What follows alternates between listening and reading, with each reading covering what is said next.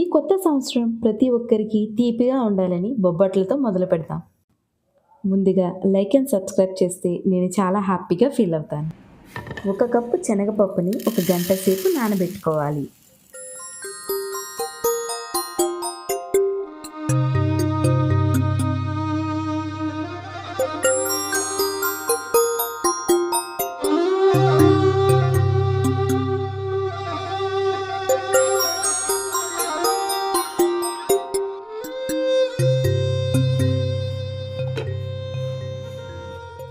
మరొక బౌల్ తీసుకొని ఇందులో 1 మైదా, 1 స్పూన్ బొంబాయి రవ్వ, 1 స్పూన్ సాల్ట్ వేసుకొని కలుపుకోవాలి.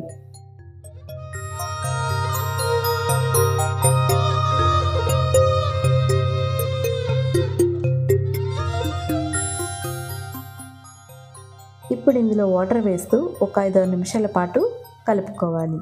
ఇలా కలుపుతున్న మధ్యలోని మనం కాస్త ఒక 3 స్పూన్ల నెయ్యి కూడా వేసుకుంటే చాలా బాగుంటుందండి. మంచి మృదువుగా పిండి అనేది తయారవుతుంది.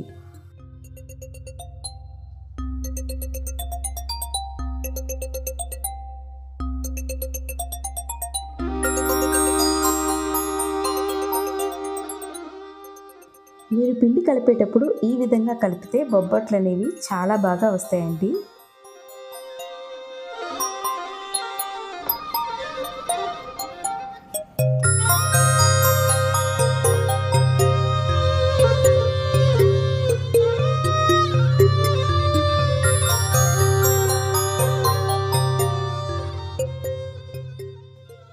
ఈ పిండి మీద కాస్తంత నెయ్యి వేసి ఒక 4 గంటల పాటు మూత పెట్టి నాననివ్వాలి. గంట పాటు నానబెట్టుకునే శనగపప్పుని కుక్కర్లో వేసి ఉడికించుకోవాలి.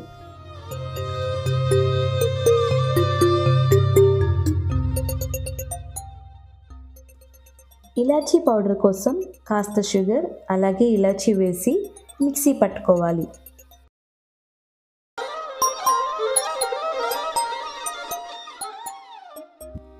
ఇప్పుడు దీన్ని ఒక కంటైనర్లో వేసి స్టోర్ చేసుకోండి.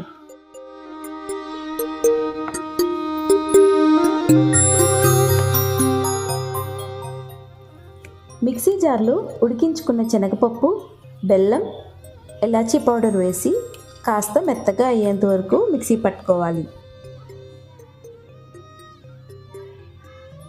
ఇప్పుడు స్టవ్ మీద కళాయి పెట్టి నెయ్యి వేసి అందులోనే ఈ పేస్ట్ని యాడ్ చేసి మనం పూర్తిగా కలుపుకోవాలి. మీరు ఎప్పుడు స్టవ్ ఆఫ్ చేయాలో ఇప్పుడు నేను ఇక్కడ చూపిస్తాను చూడండి. ఇక్కడ పిండి గరిట నుంచి పడట్లే కదా, ఇలా వచ్చినప్పుడు పర్ఫెక్ట్గా ఉడికినట్టు. ఇప్పుడు స్టవ్ ఆఫ్ చేసి పిండిని ఇలా సైడ్స్కి అప్లై చేసి ఒక గంట పాటు వదిలేయండి. గంట తర్వాత దీన్ని తీసి రౌండ్ బాల్స్గా చుట్టుకోవాలి.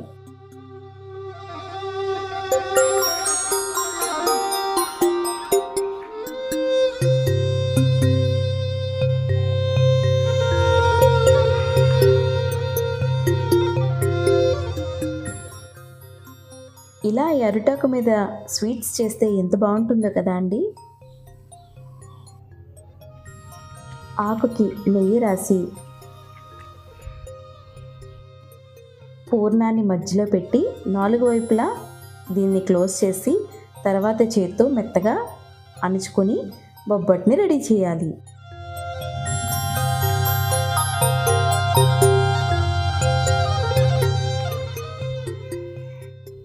స్టవ్ మీద ప్యాన్ పెట్టి అందులో నెయ్యి వేసి మీడియం ఫ్లేమ్ మీదే మన బొబ్బట్ని వేసి కాల్చుకోవాలి.